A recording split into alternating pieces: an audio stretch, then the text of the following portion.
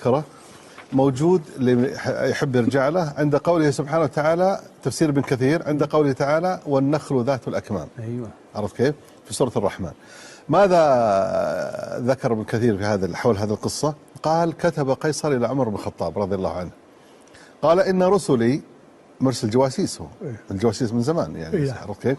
يشوف ماذا عند هذه الدولة العظيمة. قال إن رسلي أخبرتني إن قبلكم شجرة ليست خليقة لشيء ويخرج طلعها كأذان الحمير، يعني العسبان، العسبان يقول كأذان الحمير. فإذا خرج ثمرها أول ما يخرج كاللؤلؤ، تعرف الدرار الأبيض، عرفت يطلع أبيض سبحان الله، شوف وصف الدقيق. قال ثم يكون أخضرا كالزمرد الأخضر. الله أكبر.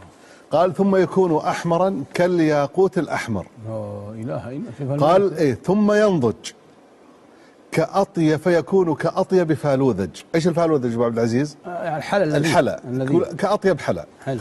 قال ثم تيبس هذه الثمرة، ثم تيبس فتكون عصمة للمقيم، تعرف يكنزون التمر، وزادا للمسافر. الله بليغ ذا قال فإن صدقتني رسلي فلا أرى هذه الشجرة إلا من شجر الجنة. الله أكبر.